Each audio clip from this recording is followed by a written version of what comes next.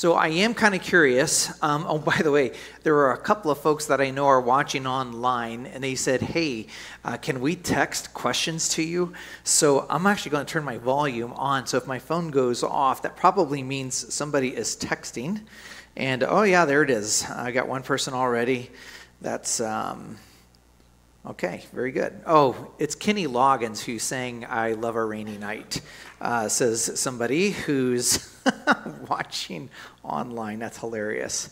And I'll have my volume up now so that hopefully I will be able to see these things and recognize these things. I am really kind of curious though. Those of you that are watching online, if you know my cell phone number, and no, I'm not giving it across the internet, but you are welcome to text me. But I'm curious, anyone daring enough to raise their hand to say, I really didn't want to come, but I kind of felt like I needed to, or my spouse said I should, or something like that? Any hands? Okay, well, this is good. God bless you guys for being honest. I'm going to just reiterate something to you that I said this past Sunday, and I say it often. Please don't think of me as having all the answers or having it figured out. I can tell you one thing about me. I am hungry, eager, and desperate to have good relationships, the kinds of relationships that are honoring it to the Lord with my spouse, with my kids, with my parents, and everybody else that I'm, have relationships with. All of those different circles, those really immediate circles, as they get bigger and they get bigger, even like with the people who deliver my mail, or the UPS fellow who carries the boxes up to my front door, the people that put butter on the popcorn when I went to the movie the other night. I want to honor the Lord in all of those relationships. Certainly the ones that are smaller, those more intimate ones, those ones that are much, much more closer. I especially want to do a good job there. But this is not just about marriage relationships, guys. The things that we're going to talk about are going to be so practical to all of the relationships that you have, the people that you work with, all of these kinds of things and such, okay? I'm going to do this because I think this might be the easiest way for me to start. Hopefully you can see this online. I think you can. If not, maybe Amy can zoom in. They can't see that. Amy, you can take that little knob and zoom in on that TV a little bit if you want, and it'll make it a little bit easier. Somebody smart said, I don't know who it was, but somebody smart said, it's one thing to know the right answers, but it's a different thing to put them into practice. Guys, here's the bottom line. You already know a lot of the things that we're going to talk about. Maybe you've kind of forgotten them. Maybe they've been a little bit out of mind or whatever else. It's easy to often know the right answer. Like, for example, in a couple of weeks, regular season football is going to begin. And when I get home from church, I'm going to want to go and sit down on my couch with a pizza, a bag of Funyuns, and a 2-liter of Dr. Pepper, okay? And just eat until there's no more room to put any more food inside of me. And Dad, amen to that? Amen. But I know that that's not really the best thing that I could do to myself, especially at the age of 54, okay? So, guys, it's one thing to know the right answer. I think it's another thing to do the right things. I'm going to ask you a lot of questions. I was going to give you little dry erase boards, and I was going to let different couples just write their answers and just hold them up and stuff. If you feel comfortable enough, I don't think anyone's really in the line to the camera. Maybe my mom and my dad are just a tiny bit, but not so much. But Dad is shameless at this point in his life. He doesn't mind, anything at all. Guys, here's my first question to you, and I want you to look carefully at the wording here. What do you personally think are the top issues? So we're talking about issues here, okay?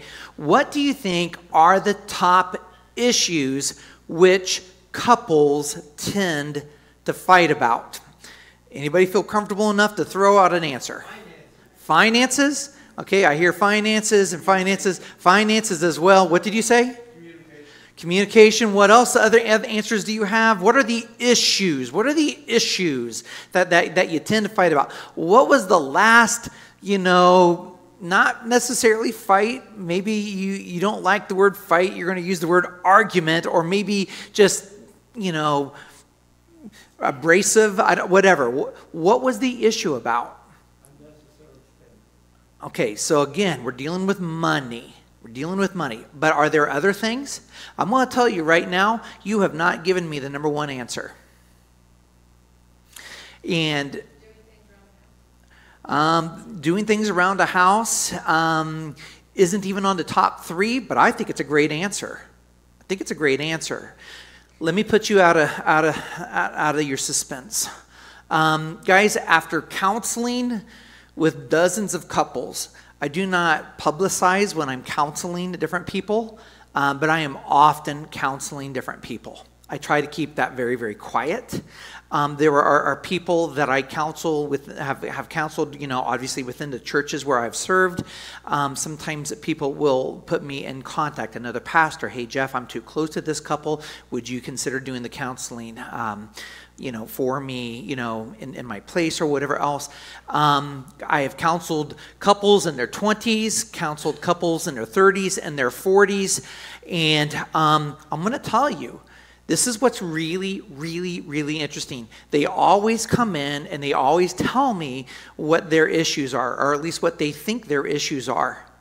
And then once we kind of begin to peel back the layers or unravel it, or however the analogy you want to use, different answers seem to always come to the surface, and it's usually always these same 3.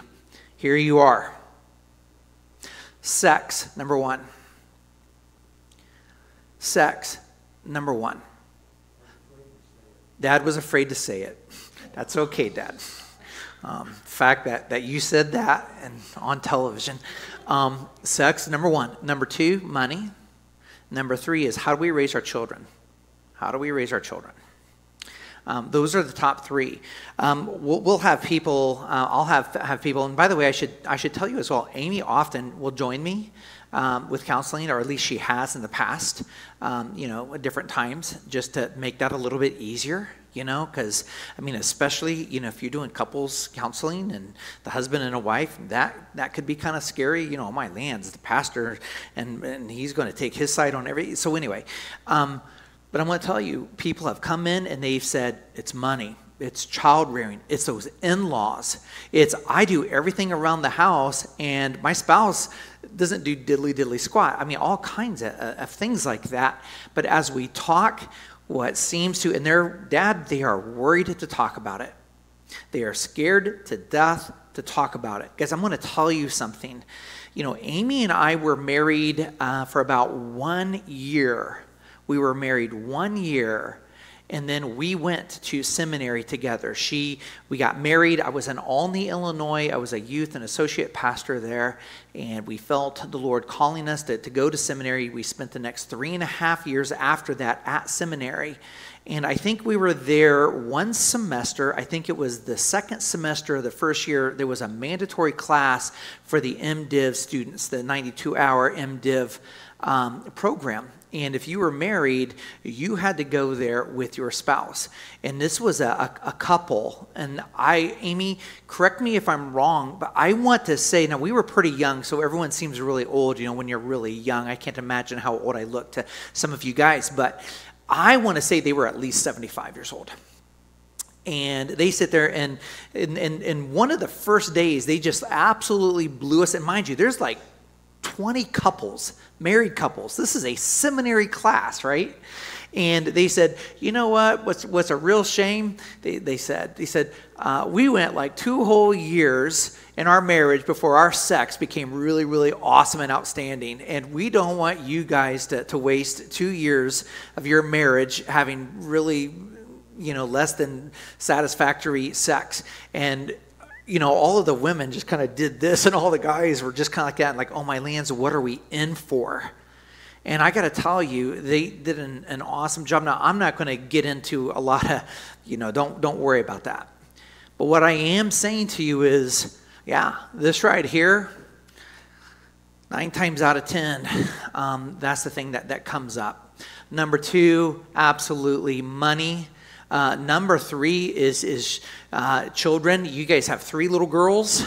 I only had 2 kids. I had a boy and a girl. The girl came first and then the boy.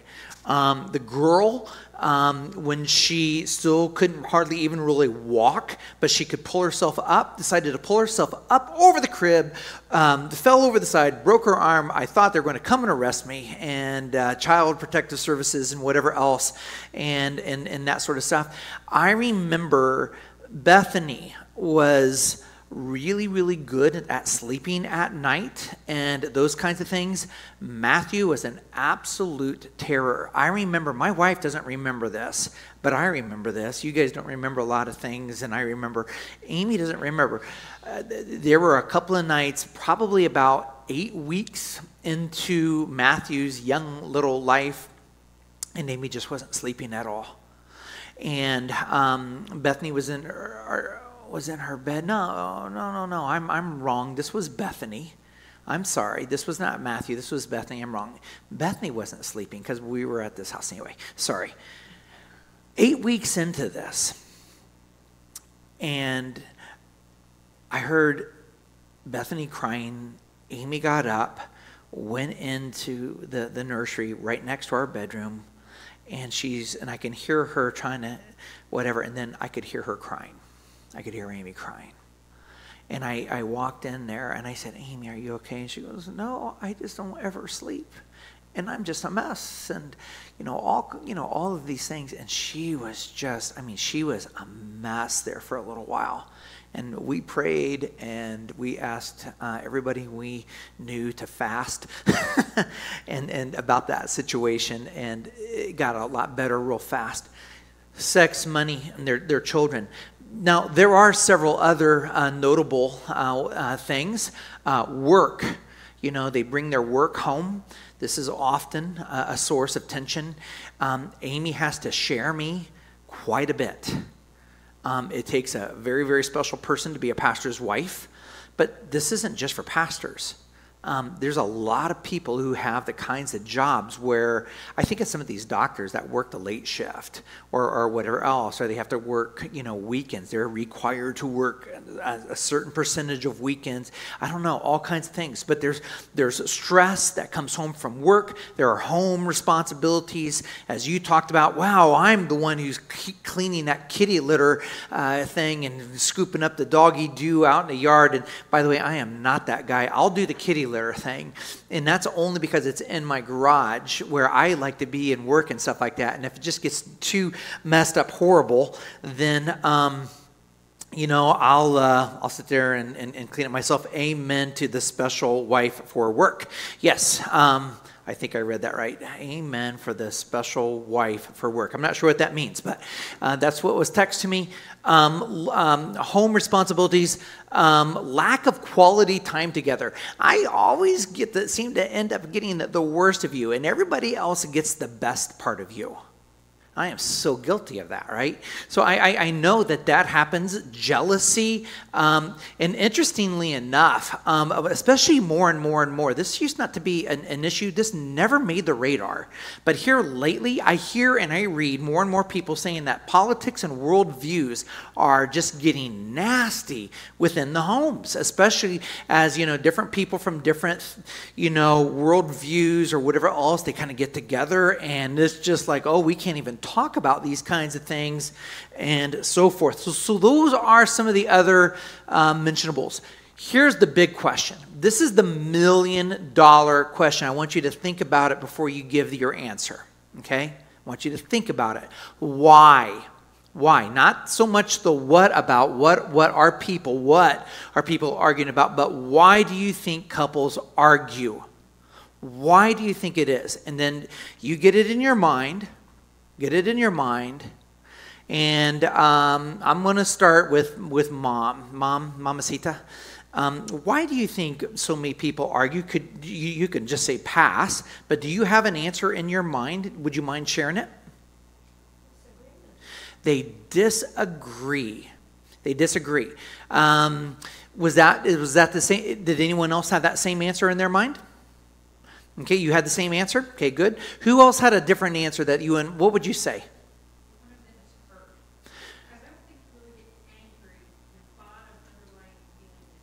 My feelings are hurt. I have been hurt. I have been hurt.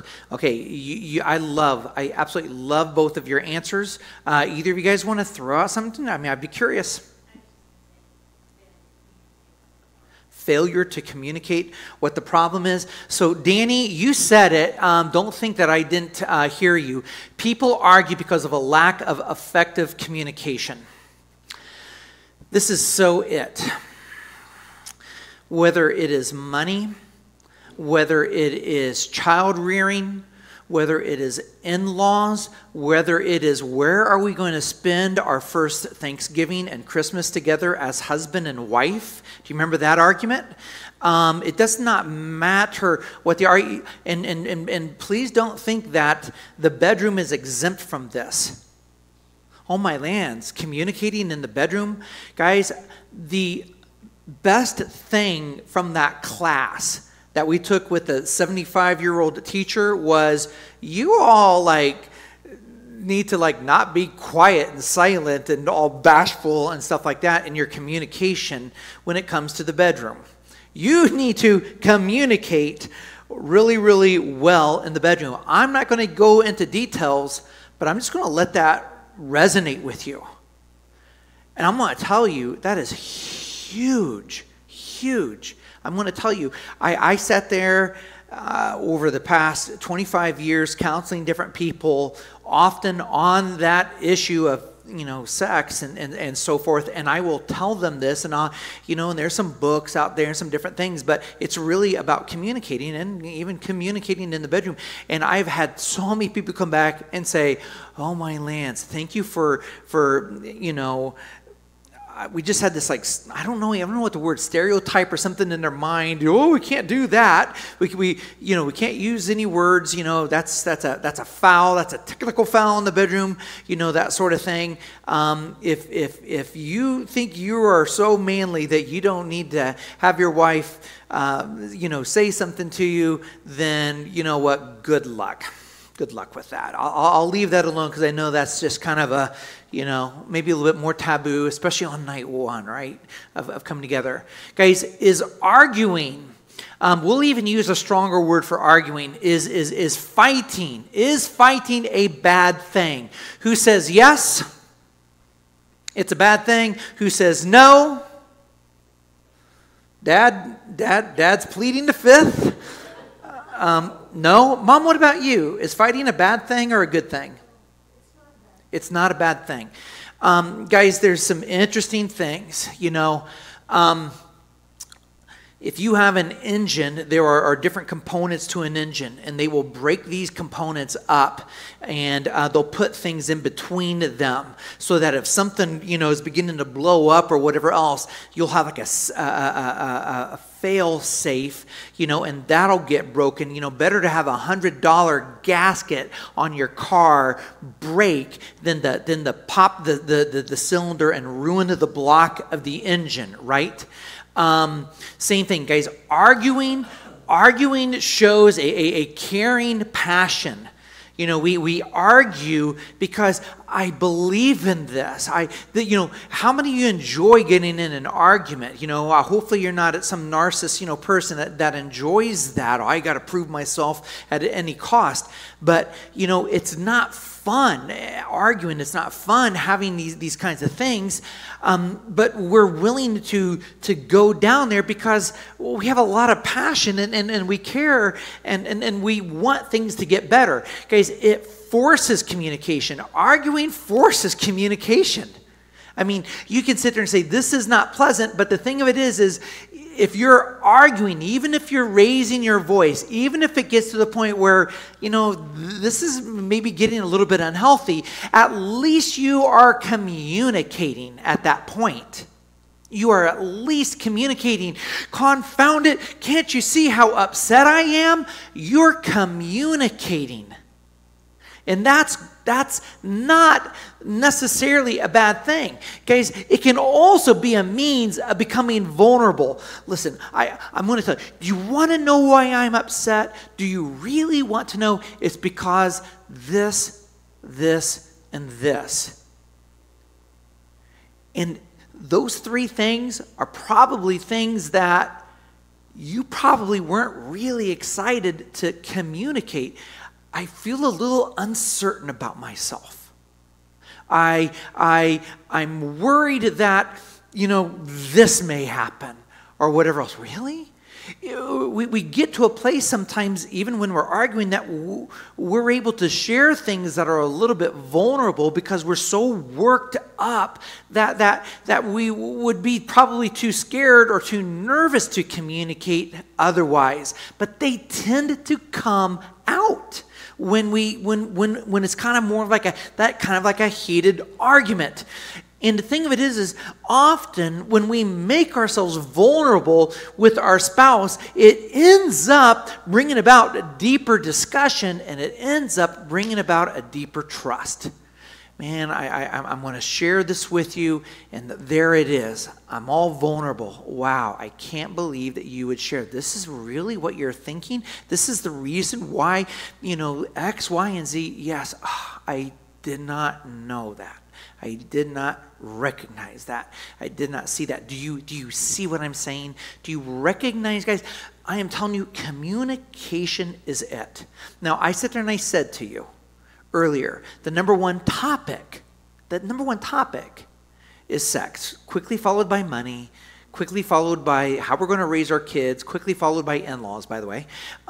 Those are the things. That's the hierarchy in most people's issues and problems and stuff like that. The reason why people aren't able to work through those things well is because they do not communicate well. They don't communicate well. And sometimes people will be smart enough and they'll come to the place where they'll recognize and they'll realize, you know what, we're having a hard time communicating this. Either we get so frustrated that I don't know, you know what I'm saying. And all we do is insult each other instead of communicating what needs to be communicated, or this is happening or that is happening. But the realization is we're not communicating well, and they say we should probably go find somebody to help us sit down together and communicate these things together. That's really all a counselor does. Listens, they just ask the question. They don't even have to repeat it. So how do you feel? Well, I feel this way, this way, and this way. Oh, really? Y'all saw the episode of Young Sheldon, she takes young Sheldon to the doctor, and, he doesn't, what was it? He did not want to chew his food. He was scared or something. I don't know. It seemed like there was two different times young Sheldon she had to take him to the psychiatrist or psychologist. One gives drugs and the other one just talks to him to death. But, and they're sitting there talking, and he says, so, blah, blah, blah, blah, blah. And then Sheldon starts talking, and the therapist doesn't say a single word. And she says, Shelley, are you saying this and this and this and this? And he goes, uh-huh. And the therapist goes, well, wow, I think you shut up. You don't get any credit for this. Guys, that's really it. I mean, counselors, man, you want a job where you get paid to do nothing but just sit there and ask a couple of simple questions and then listen. That's what counseling is, right? All right. Guys, raise your hand, interrupt me, push back, whatever. Don't let me ramble. You'll get tired of this. People online, those of you that may be texting me online as well, don't be afraid. Oh, my lands, we're in a fight. Oh, how horrible. We're heading for divorce. Oh, my lands, they raised their voice. Oh, my lands, he said I was being prideful. That's terrible. Oh, my lands, we're arguing too much. Oh, what are we going to do? Should I hire a lawyer? Maybe I should take some of my money in my checking account and put it in another account. I can't believe that you would say such things. We have to stop arguing. We must avoid getting upset at each other. Guys, is fighting a dangerous thing? It can be. Oh, my lands, guys, it can be. It can be. But I'm going to tell you, it is always, always, always better to fight than to take flight. Dad, forgive me, but I'm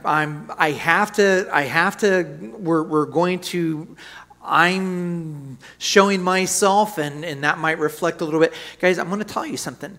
I did not have good counseling when Amy and I got married. We did not have good pre-marriage counseling.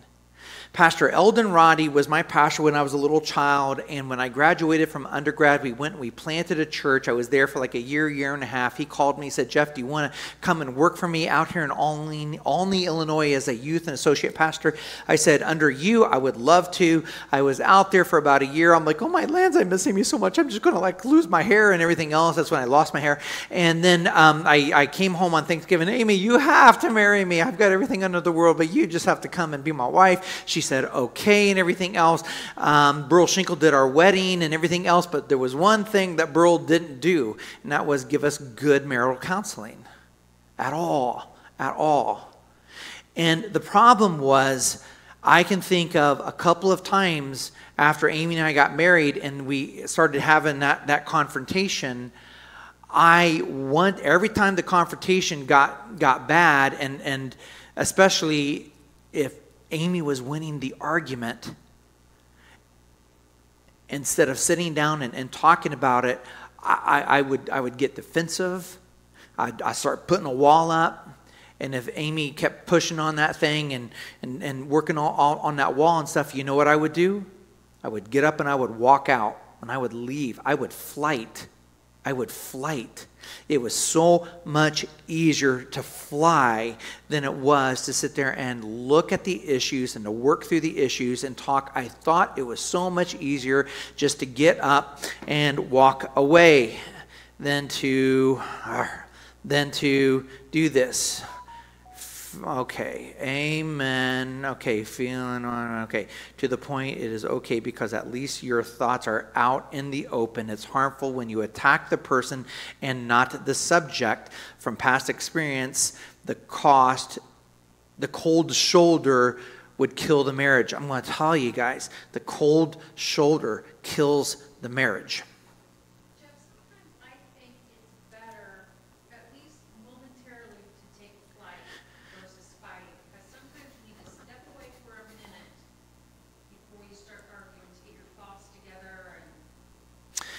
I totally agree with you.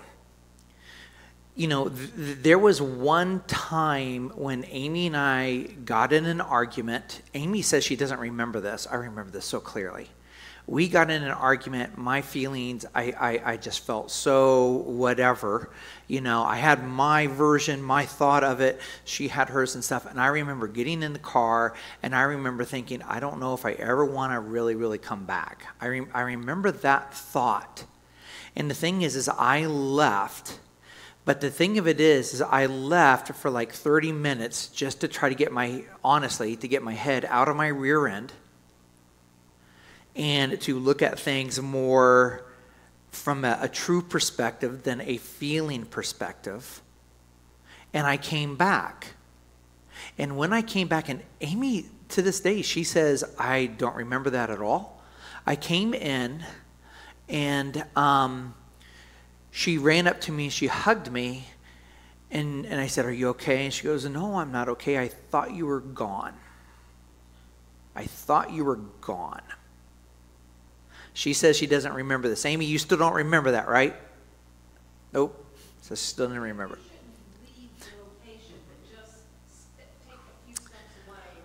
My dad's been raising his hand for a long time, and I want to give him a moment. What you got, Pop? Okay, so what I was told that you can be angry, you can argue, but don't let the sun set on your anger. Don't let the sun set on your anger. Where does that come from? I was told that from somebody.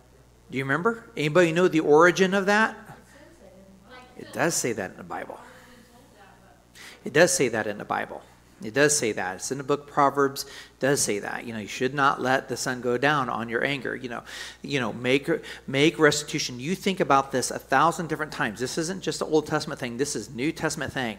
Jesus says, you know what? If you are laying your gift at the altar and you realize that somebody has got something against you, you leave your gift at the altar there. You go find that person. You make restoration. You do it quickly. Do it now.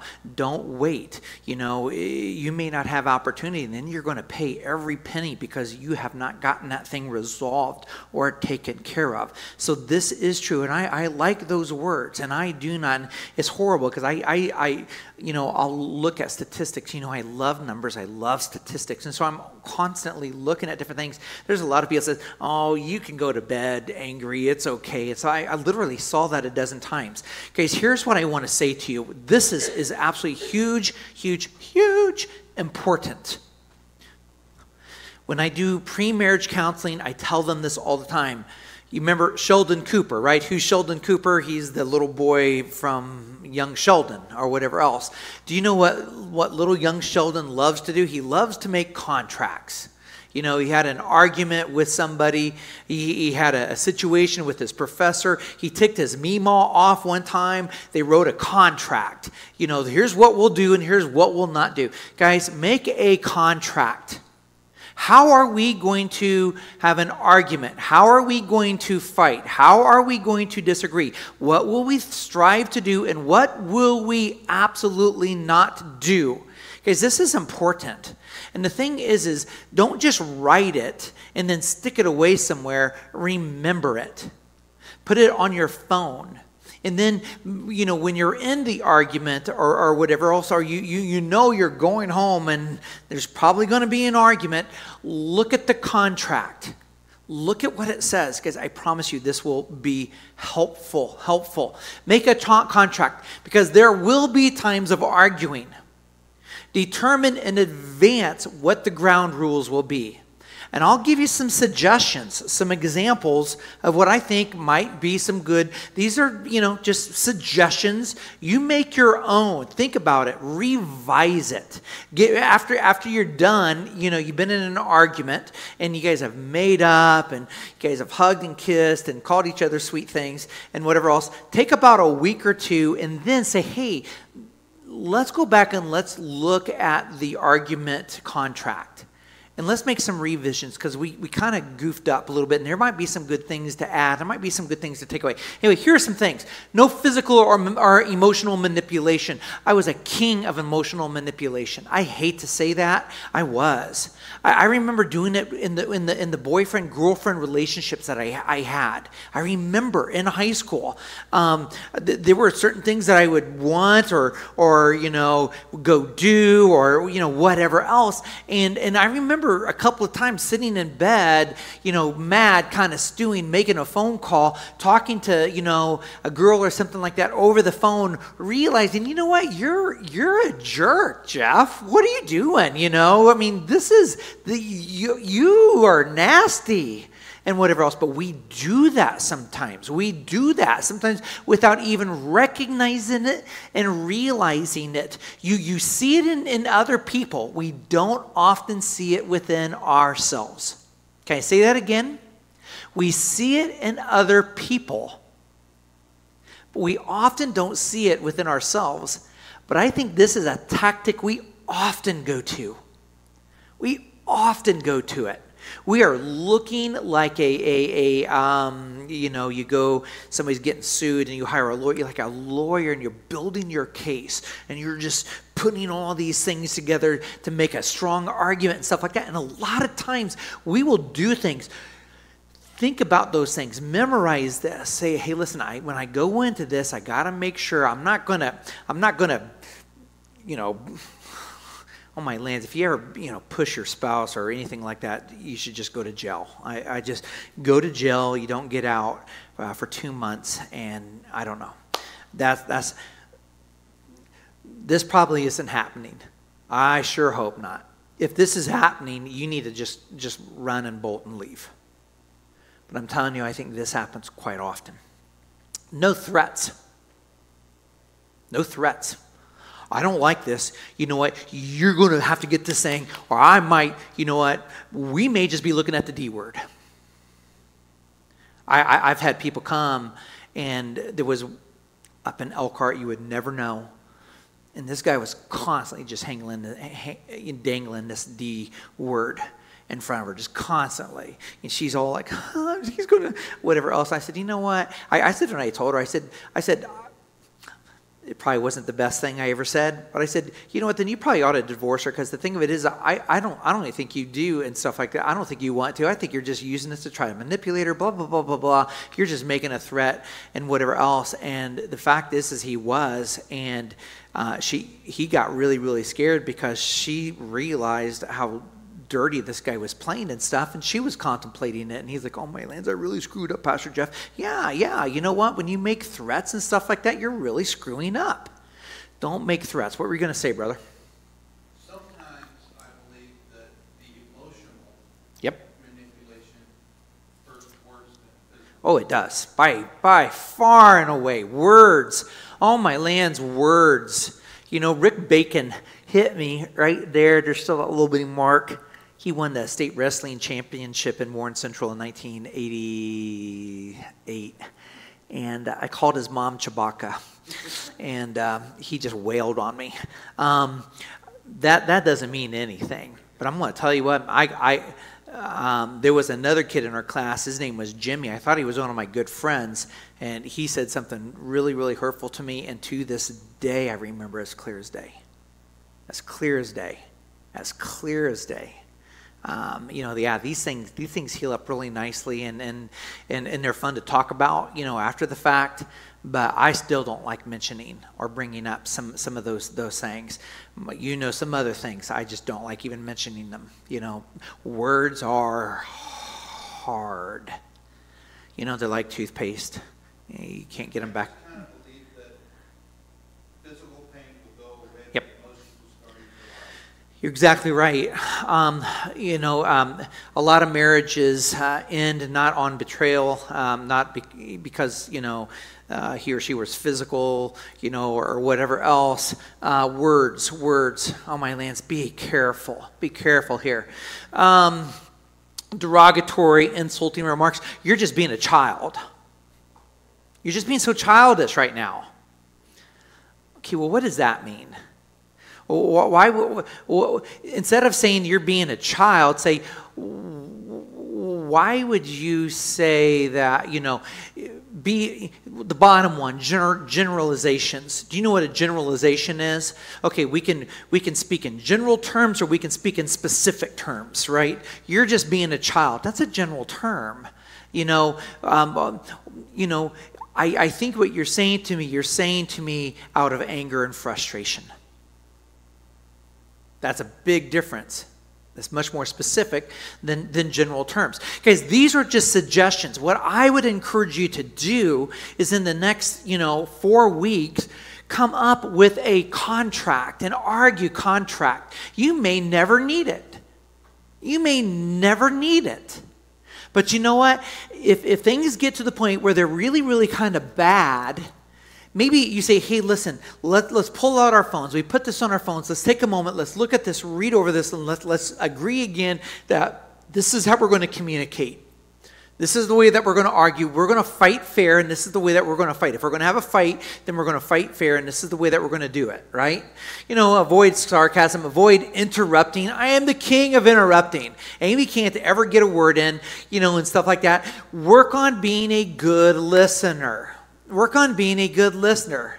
If you need to, make a note.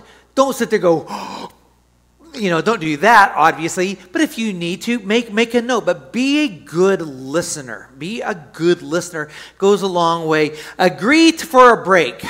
Agree for a break. Hey, listen, I think our emotions are getting really, really good. This might be a good time to take a break, okay? So let's just take a break. Let's take 20 minutes, and then let's come back together. I recommend that if you say that you're going to take a break, you determine when you're going to come back together, especially if one or the other is a flight person. Flight person. Okay? It's easier to run and avoid it and just ignore it and then act like nothing ever happened.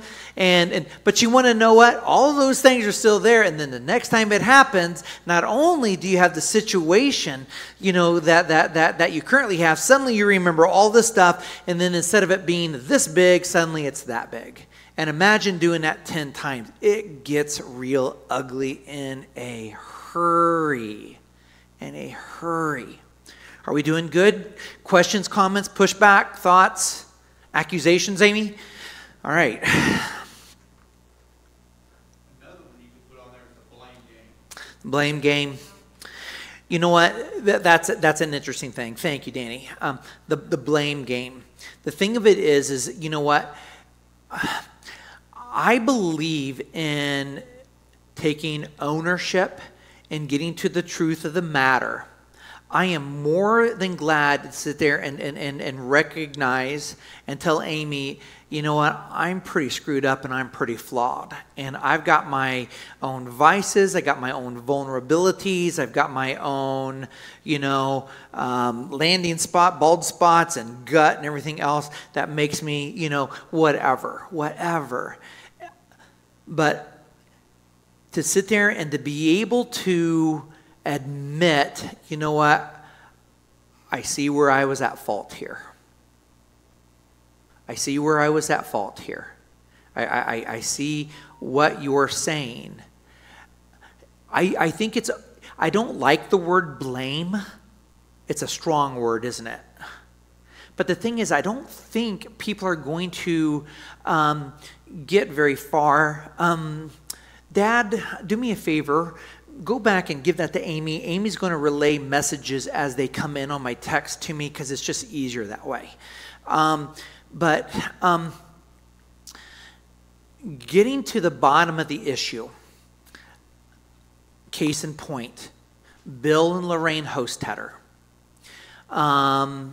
When Bethany was born, that was their first grandchild. Was not my mom and dad's first grandchild.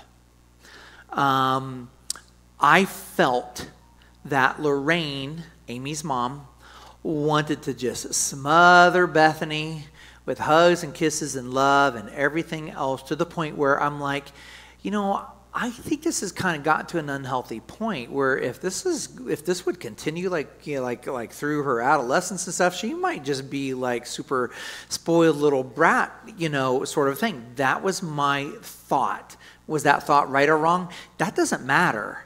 That was my thought, right? And so to be able to communicate that thought and then to be able to go back and evaluate and reevaluate and reevaluate and stuff, this was an issue that went on for, a fair time with us.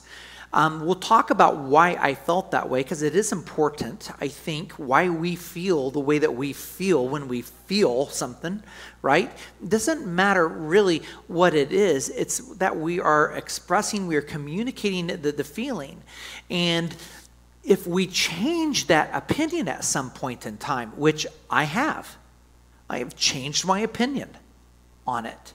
To go back, and I have told Amy, I said, you know what, Amy, I was really kind of wrong here in saying these things to you. I was at fault. I was wrong. If we are willing to do that, the other person will be willing to do that as well. But I'm not going to sit there and say, Amy, you allow your mom to spoil Bethany. I'm fault finding. How else? Well, then you're saying we're not communicating. So you're right, Danny, you're right. I don't like that word, fault finding. Don't make up things. Don't build a dike, an argument of stuff that's not important. That's not pertaining. We do that. We're egotistical. We want to win our arguments, especially if we're gammon men or people that are, competitive. Oh, my Lance, I don't want to win at the basketball game. I don't want to lose at horse. Oh, my Lance, I lost at checkers. Whatever, and stupid stuff get in the way sometimes, right? And so it's like, I don't know, it's like a pride thing? What is that? There's so much filthiness, and Lord help us, right? Really. And I'm going to tell you, honestly and truly, I didn't write this down. I'm grateful that you're saying this because it's bringing this to this point. Lord, look at me, seek me, and search my ways and see if there be any unclean way in me. Lord, why am I so screwed up? Why is this so important to me? Why am I fighting this fight, choosing to go into battle over this stupid thing? Help me to see what is going on in me that's making me to do these stupid things. And I'll tell you, if you pray that prayer, it'll be like looking in a mirror. He will show you those things. The question is when you see them, will you say, I don't like this, and run away and go and look at other people and say, oh, you're a bad person, you're a bad person, you're a bad person, and totally forget that you're a bad person. Come on, somebody should be saying amen and hallelujah and all that stuff. Okay, why I'm excited about this. Okay, we started, what time did we start? What time do I have to be done by? 8 o'clock. I'm going to be done at 7:45. I don't know. Tell me when I'm supposed to be done, Amy. Why is communicating hard? I think there's some good reasons. I didn't find this anywhere. I didn't see this anywhere written in any of my notes from classes or books or whatever else from gone by. These are, well, I shouldn't say that. I mean, do you know how you develop a worldview, right? You know what a worldview is? It's an opinion. Okay, some college guy that was too high on himself said, I think I'm going to coin a phrase called worldview. Aren't I sophisticated and important? Do you know what a worldview is? Your opinion, okay? It's just an opinion. Don't lose what I'm saying here. Why is communicating hard? I've developed a worldview. I've got my reasons, and I've experienced all kinds of different stuff, and some of this is stuff I've heard other people say. Some things are some things that I think I've kind of maybe figured out on my own. I mean, I'm a pretty big fool and an idiot. I've had to learn a lot of lessons over the years. And, you know, it's good to be able to pass those on. I'm just a beggar trying to show other beggars where to find food. Here are some things that I've recognized. Number one, assumptions. I'll never forget seventh grade algebra. I can't think of his name. But he thought he was like really, really cool. And all the girls like, and stuff. But he said, you should never assume. And if you don't know why that is, you can ask me later or whatever. But we'll just say, okay, you know what I mean. Thing of it is, you know, I can't wait to get married. Because when I get married, it's going to be like this, this, and this, and this, and this, and this, and this. And we have all of these assumptions, okay? We have all of these assumptions. It's kind of hard not to have assumptions, right? It's kind of hard to walk into something blind. So we have assumptions. Now, I want to tell you something. Oftentimes, we have assumptions based on our worldview of things that we have seen. Marriage is probably going to look like this because this is what I have seen. This is what I've had role modeled. This is what it looks like. This is how you do marriage. Okay, so we have a lot of assumptions. Number two, more important, traditions. Oh, my lands. So for like the first 10 years that I did pre-marriage counseling, all I did anyone do pre-marriage counseling with me? Did I marry you guys? Did I make you do all of those questions? Do you remember all the millions of questions?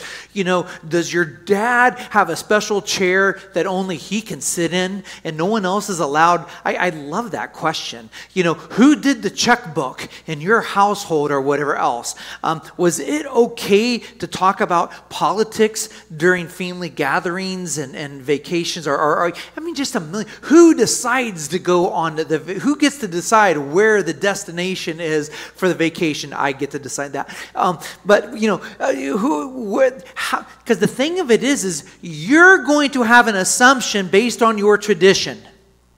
If my dad had a chair, and he did have a black chair, I remember it very clearly. It was by the firehouse. Or the firehouse. It was by the fireplace. So it was by the fireplace, and it had the perfect view of the television. You also had the couch right there, and you had some goofy little chair over there by the door that I moved when I thought the burglar was breaking into the house. But the black chair was Dad's chair. And if Dad was home from the fire department, Dad had first option to that chair. Now, I don't ever remember my dad saying, hey, boy, get out of my chair. Now, maybe on Sundays when football was going on, maybe he said that. I don't remember that. But I do know that that was Dad's special chair. I also know that Dad determined what we're going to watch on TV on those evenings when we came home. And if there was a sports thing, it was that. And not just that, there were Mom's kinds of things as well. But what I'm saying is what has been modeled to you, what has been modeled to you is going to be things that you're just going to assume, well, that's how it's done. Amy's growing up worldview, stark contrast, okay? I mean, I'm not saying it was better. I'm not saying that it was worse. But it was quite different. The way that you discipline a kid. Jeff, you go out and get a switch from that tree and you bring it in or whatever else. You know, I remember, you know, and I'm not saying this is wrong at all, but I remember ivory soap being scraped on the bottom of my teeth when I had my mouth washed out with soap and different things. Dad, you know what, son? I've asked you to clean this room for 2 weeks, and it's not clean. So, Dad, what did you do? No, you didn't clean it yourself. You sat there and you locked the door. And you said, you are not allowed in that door. You locked the door, and you said, you have to sleep out in the hallway now. This is now your bedroom. Do you remember that? Good. He does remember that. All right. Dad went back to the firehouse. I think Mom was so mad, she called Dad, and Dad came home. And he did that. Dad went back to the firehouse. I think Mom went to bed or went out to the barn. I don't remember what time of day it was. And I got to tell you, 3 hours later, that room was spotless. You can sit there and say, I can't believe Mr. Gammon made his son sleep out in the hallway. Well, you want to know what? It worked. At least for a week or two, right? You see what I'm saying, the importance of this. Why am I saying this? Because you have to recognize this. You have to recognize. You know what? Maybe my dad grew up with strong political views. He was on the township board. We always had signs out for elections. I remember going to the party convention thing, and we would have games, and we would go to Kipps Brothers and buy all kinds of little plastic dinosaur toys and everything else. I remember that. So do you think that I have the same political view as my dad? Yeah, big time. I'm going to tell you something, and I really do believe this and mean this. Had my mom and my dad raised me and brought me up with the total 180-degree opposite political view, do you think that I would have the political view that I have today? I don't think I would. That often is the case, guys. How do you discipline your child? Who makes the decision? Who's going to pay? Who pays the bills? Who makes the decision on this? Who does this? Who cooks the food? Does somebody grill? Does a different person grill? A person cleans? Who takes out the trash? Just a million things. What did you see? Because most likely, and guys, I'm going to tell you, everybody. No parents are perfect. Nobody's parents are perfect. Amy's mom and dad, not perfect. Even if you don't like the things that you see, you tend to do them. And there's case study after case study after case study after case study that says that.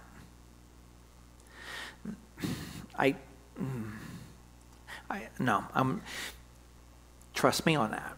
You know, being in law enforcement, all you have to do is think about it. The person the dad who's drinking and beats on mom, what does the kid do? It's a cycle. And it's across the board. 1 Corinthians chapter 8, I train my body, I make it my slave. Chapter 9, I train my body, I make it my slave so that after I have preached to others, I will not be disqualified from the prize. I'm not going there. Not that it's a cycle. It doesn't matter what it is.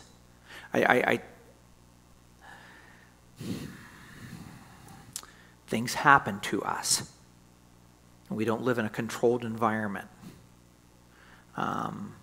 We experience things, good things, bad things. They have effect on us from all kinds of different places.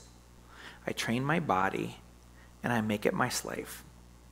So that after I have been the faithful Christian of going out to all the world, teaching, preaching, all the people, baptizing them in the name of the Father, Son, and Holy Spirit, all that, the Great Commission, Great Commandment. After I've done the Great Commission, I've done the Great Commandment, I myself will not be disqualified from the prize. I train my body, I make it my slave. I'm not giving in to the Funyuns and the pizza and the 2-liter Dr. Pepper, even though I want to desperately sometimes, right? Yes, sir. Thank you.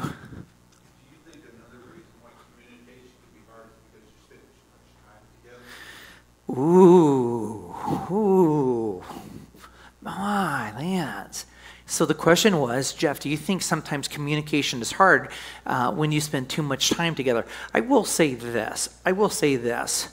We used to have a phrase, you can finish it for me, you're familiar with it as I am, you as well. Pals before what? Pals before gals. Yeah, pals before gals. The thing of it is we abandoned that as soon as maturity and puberty and everything else kind of, began to set, into place and stuff. We like, yeah, forget that. You remember the Little Rascals, Spanky, the He-Man's Woman Hater Club, and Alfalfa's All Hot to Trot for Darla and stuff like that. Do you know Cheap Trick? The old band Cheap Trick wrote a song, the He-Man's Woman Haters Club. You Google that. That's a great song. Cheap Trick, He-Man's Woman Haters Club. It's a song, I thought it was the greatest song. I grew up watching Little Rascals, loved the Little Rascals. I think it's important for guys to be able to get away and go be with guys. I think it's important for girls to go and get away and be with girls.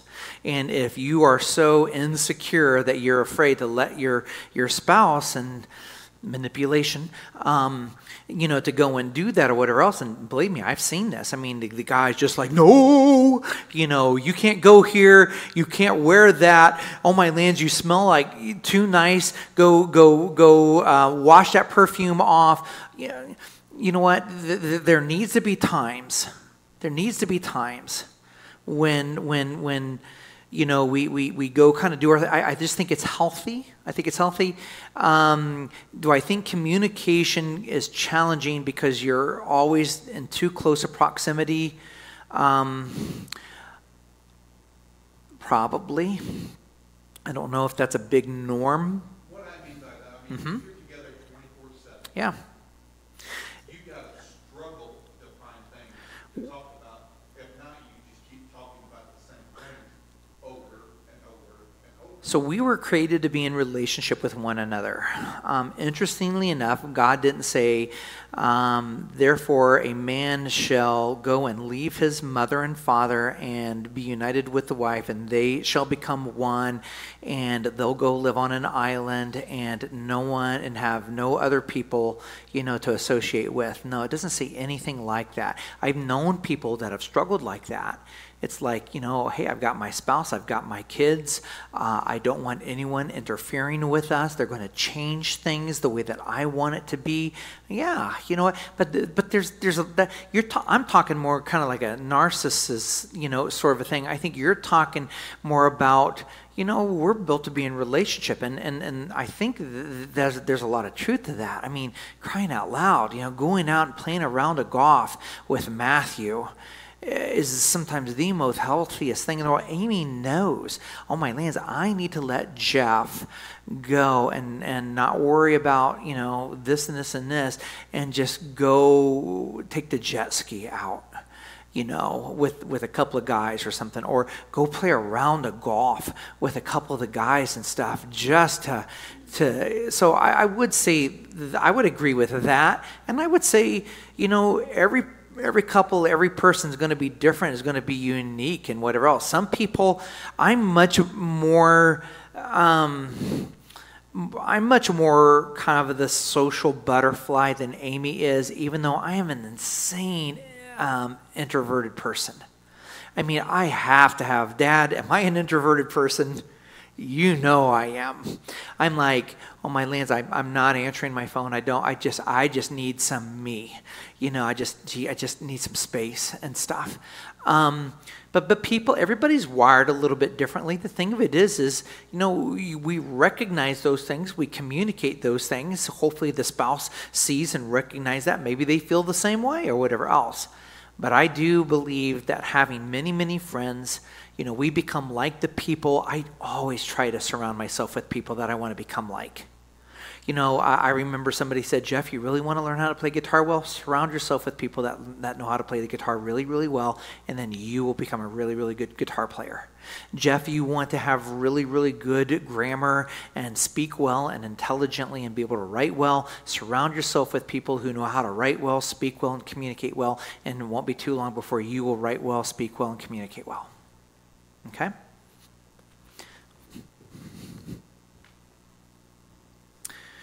Expectations.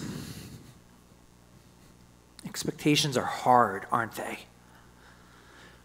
I don't think expectations are necessarily wrong things, okay? I don't think they're necessarily wrong things. I think we can convey, you know, Amy, I just feel like my job, this isn't a real conversation, I'm just kind of, but I could have a conversation where I could see me needing to say to Amy, I feel like my job is such where sometimes I get really, really drained. I feel like I have to carry other people's burdens with them to the point where, you know, I feel like I've got my own things that I'm trying to accomplish and my own struggles, and then I have that and everything else. And sometimes I just need to come home and not talk and just eat some Funyuns, maybe not the whole bag, have a Dr. Pepper, and watch the Cubs, meaningless as can be. What it is you're doing something and you're thinking, boy, this is really going to work out good, and you're going to be You have that happy, expectation. so proud of Yeah. it, and you get zero back. Yes. So when you get zero Oh. back, your feelings are Oh. really down. Dad is walking me through the next thing, and this is the most important thing. And the timing's worked out really, really well. So we may do things. Amy may wake up on a Saturday morning at 7:30 and go downstairs and start cooking the bacon. And you know how that bacon fills the house. And she likes her pancakes really thick and fluffy. I don't.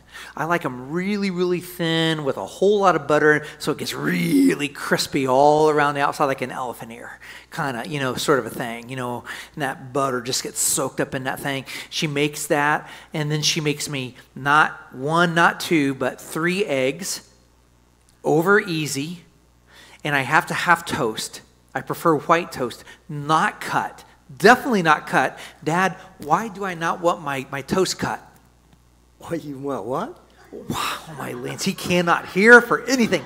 Why do I not want my toast cut? I don't want my toast cut because I'm going to take that egg that she made over easy, and I'm going to pick that sucker up, and I'm going to put it right on the middle of that piece of bread. I'm going to fold it up, I'm going to puncture it, and I'm going to let it ooze all over the bacon, all over the pancakes, and I'm just going, and Amy, she's going to take hers, she's going to take her fork, and she's going to like mutilate that. I'm like, what are you doing to that poor thing? What did that poor egg ever do to you? And so, but anyway, I'm getting beside the point. So she gets up and she does this, and she's thinking, I have gotten up and I made fresh squeezed orange juice with just a little bit of pineapple juice mixed in it and maybe some mango. Oh, and I got the French toast or the pancakes. You know, if I got 5 minutes, okay, French toast, whatever else, and all that, and she's sitting there thinking, my husband's going to worship me because of this. He's going to worship me because of this. And I come downstairs, And my mind is, oh, I can't believe it's going to rain at 11 o'clock. I've got an hour to get the grass mowed, get the trimming done. I got to call and make sure that the church is getting mowed, and make sure that they realize that it's going to be raining at noontime and it's got to be done. It takes 3 hours to do that. And Napa closes up in Tipton at 1 o'clock on Saturday. So I got to go up and get the oil and all of that stuff. I look at the food there and I go, okay. All right, honey, I'll see you. I'm out. Does it make sense? Is she right in thinking, I'm going to do something special for Jeff? Is she right? Does she know that in the back of my mind, I looked at the radar and I realized rain's coming. The grass is 3 inches too tall. The church still has to get mowed. I got to get to Napa on time, and I don't know whatever else. Something else is happening. All of that as well, to the point where I don't even really recognize the eggs. I mean, do I eat them? Yeah. Did I like them? Yeah. But am I going to sit there and say, oh, Amy, sweet Amy, you're as kind as you are beautiful. You really are your mom's daughter. I knew the day when I met Bill and Lorraine that you were the real deal, 100%, next to Jesus, because, you know, Jesus has to come first. But baby, I love and adore you. You're so special. Thank you. You see what I'm saying? Expectations, Dad? Expectations. I got 3 minutes. I got to fly.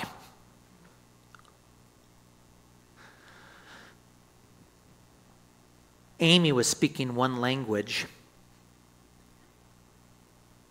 and I was in too big of a hurry to really recognize it. This happens all the time. All the time. I want you to imagine what it would be like having a Russian, somebody from Japan, and somebody from Mexico in a room. I went and saw Hassenpfeffer last night. No, I'm just joking. That's what I want to call it. You know what Hassenpfeffer is, right, from Bugs Bunny? I want some Hassenpfeffer, said Yosemite Sam about Bugs Bunny. He's chasing Bugs Bunny around. Hassenpfeffer. What's the actual name of the movie? Eisenheimer, is that how you pronounce it? Yeah, I'm still not giving it justice. When I saw that, what was kind of interesting was, you know, there was this guy, and he had some Russian ties. He could speak like 5 languages. He was speaking Dutch and, I don't know, some other stuff. But several different guys coming together, and I remember thinking, wow, how did these guys communicate? One guy speaks, you know, one language. One guy speaks a different language. One guy's whatever. Imagine 3 different people getting together. How would they be able to communicate well? You got 3 different languages going on. How easy is it going to be? The problem is, and some of you know where I'm going with this, the problem is my dad has a language of showing love to my mom. I know what they are. Do you want to know what they are, Mom? Number 1, he's going to do things. He's going to build you things, nice things. He's going to try to impress you with his manhood skills of being a he-man house-building fool, crazy like that. He's going to buy you so much stuff at Christmas that is just going to make your head spin. Jewelry that when you get older, you're not even going to know what to do with, and you're going to offer it to the kids and the grandkids because you don't even know. Dresses and clothes that you will never wear. He'll build you a barn that you can ride your horse in with mirrors on the side wall and lights, and it'll play music so that your horse can like dance funky and pirouette and whinny at the correct time and throw its mane around, all of those kinds of things. He's going to do that stuff like crazy because you know what? That's his language. That's what he knows to do. That's his language. You're right. I know I'm right. Flat out right. The problem is, Mom, I observed that for the longest time. Now, those are good languages, by the way. I mean, there's like 5 pretty good languages. There are more than 5, but 5's 5's pretty good. 5's pretty good. The thing of it is, Mom, if you don't know that language, you're not going to understand what he's saying to you. If you don't know that language, you're not going to understand. And the thing is, if Dad doesn't realize that you don't understand the language that he's trying to say, and if he doesn't work to try to figure out, I wonder if there's a better language that I could use that she understands well. That she understands well. I really, really wonder if there is a different language that Susie could be like, oh, you wonderful, handsome, balding man, you. If there's some kind of language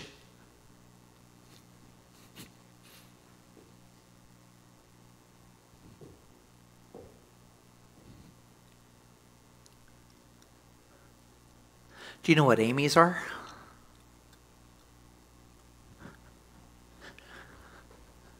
She needs this. Most girls do. Guys, take note.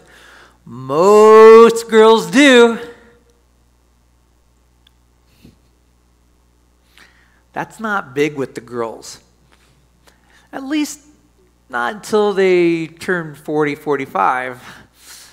And I don't know, man. It's like they just pass by in the night, or whatever else. Guys like that,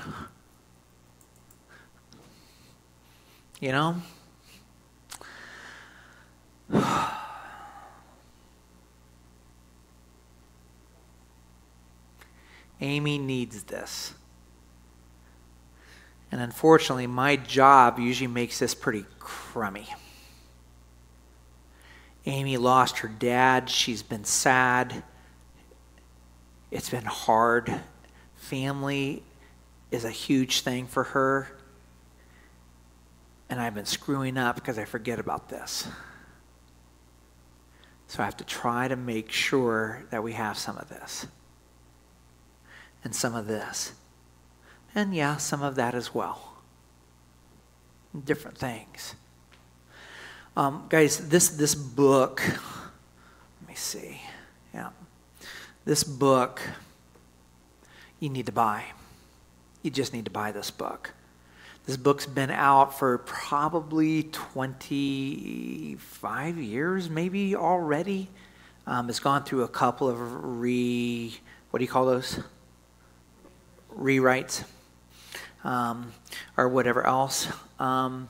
Gary Chapman, 5 love languages, over 2.5 million sold easily. You need to read this. Now, let me close and say this. This isn't just about marriage. This is daddy-daughter, daddy-son, daughter-mother, co-worker to co-worker. This is across the board. You want to be an effective leader. You want to be an effective owner, boss, manager. You need to be able to, first of all, know these things, recognize these things, see these things, and apply these things. There's over 100 people. We went through it it was this morning. There are over 100 people that call Open Door Church their home, that come with any regularity, at all. 100 people. I try desperately to get to know them, kind of recognize them. Sometimes I realize that when they're having their things, this goes a long, long way with them. Sometimes this can go a long, long way. Yeah, this is not appropriate. Okay? This right here, I have come to realize that sometimes it's not enough just to say hi and stuff like that. I've had people make it very, very clear to me that, you know what, Jeff, I need just some you time. And that's great. That's kind of their language. And what's really hard is when you have 100 people and helping them to realize, you know, I know, but there's 100 of y'all, yins, and so please forgive me. I know it's kind of hard and stuff. Most of the time, that right there goes a long, long way. Sometimes that's even hard when there's 100 people.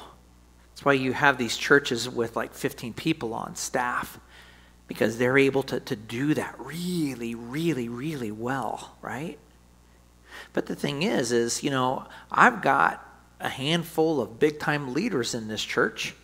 I've got people that say, Pastor Jeff, man, I want to get to know you better. I want you to do some good life coaching in my life. That happens often.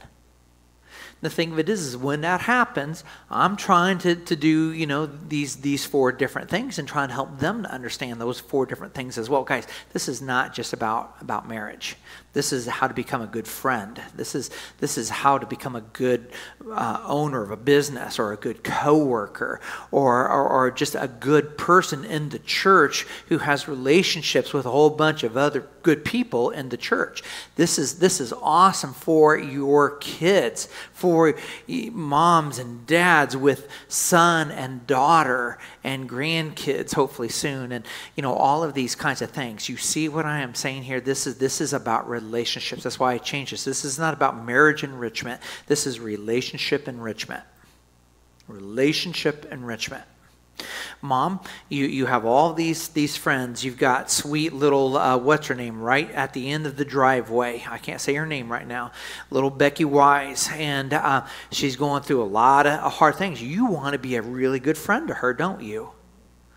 Mom, you apply these things that we talked about. They'll sit there and they'll say, Susie Gammon is like the best person in the world to have as your friend. You will never, ever, ever have a better friend than Susie Gammon.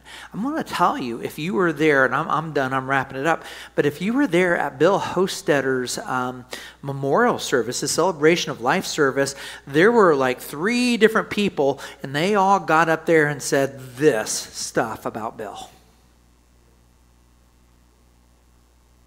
The people that you just absolutely adore and respect, they figured this out. Really good parents, they figure this out. Really good spouses, they figure this stuff out. Amen? Okay, last thoughts, comments. I'm going to go around and give you guys opportunities. I'll start in the back. Any thought, comment, or anything? It was very interesting. Ha, good. Young lady? Yep, here. Any comments or questions, or just a pushback, or you know, hey, what about this, or anything else, sir? Comparison. What do you mean comparison? Yeah. All across the gamut. Crying out loud, treat your dog this way. You know, I mean, seriously, right? I mean, yeah, anybody, everybody. This is good stuff. How about over here? Yeah, good. Papa Smurf. I'm trying to memorize a verse, James 1:19. Oh, gosh, I know that one. Or is it 1:17? What is it? What is James 1:19? About listening. Yeah. Keep this quiet and put this in the practice. Man, that's hard. That is so hard. And the thing of it is, guys, I mean, seriously, let's just call it for what it is. You know, I hate the word evolving, but getting smarter. I like that a whole lot better. We get smarter. Every generation, I think they learn some things from the past. That's why we study history, so we can learn from the past and do a little bit better and stuff, right? we learn things from our parents and our grandparents and everything else. We learn things from our neighbors. We learn things from our teachers. We learn things. Our worldviews are built from all of these people that are investing and throwing things into our lives and stuff. And I think the best thing that we can do is look at those things and say, wow, this is amazing. I definitely am getting me some of that, and this is amazing. That right there, I'm not so sure. Maybe and we develop this thing to the point where we have in mind what we want and what we believe is biblical. It stands up against the Bible. It holds true. And then we come back to that verse, 1 Corinthians chapter 9, starting with verse 16. I train my body, I make it my slave. I train my body. I'm not geared that way, but I'm going to, this is what I want. I know this to be true, and so I'm going to train my body. And I'm going to stay calm. And I'm going to be a good listener. And I'm going to make my tongue my slave, and my ears my slave, and my brain my slave. I'm going to do all of these things, and I'm going to be as Christ-like and follow all the things that Christ has set out before me, so that after everything is said and done, I will not be disqualified from the prize. Right? Life is a prize. Heaven's the real prize. Jesus is all prize. All right, let me pray for you, and then we'll talk about next week. Father, thank you. We love you. You've been good to us. Help us to remember these things, put these things to memory. We love it in Jesus' name. Amen. Now, you guys know my email address. You know my phone number, probably, my cell phone number. After we cut transmission, we can do that. By the way, my email address is jeff@opendoorchurch.net, because as Brian Hartman says, we're fishers of men. And so that's why it's .net. But we always remember, no one forgets. So thank you, Brian, for that. You can email me, say, Jeff, I want a copy of those slides. I just want a copy of those slides. Had I had more time, you would have had a handout, and you would have filled in a couple of different things or whatever else. And on the back of it, in smaller print, you would have had all the answers. You could have filled them in that way. But you email me, call me, text me, Jeff, please send me a copy of those slides, and I'll do it. Okay? I think it'll make sense as you scroll through them. All right, guys, God bless you. We'll be back next Wednesday, 6:30. We'll have 2 more weeks of this. You can email me, text me later and say, hey, Jeff, you should do this different. Or, hey, Jeff, I thought that was good, but this was bad. You're welcome to do that as well. And we'll try like crazy to have childcare here next week. If you want, if it's easier for us to have a couple of pizzas here and say, Jeff, I want 2 pieces of pizza and a soda pop for $5, you let me know about that as well. And if I get enough of you, we'll do that. God bless. Y'all done.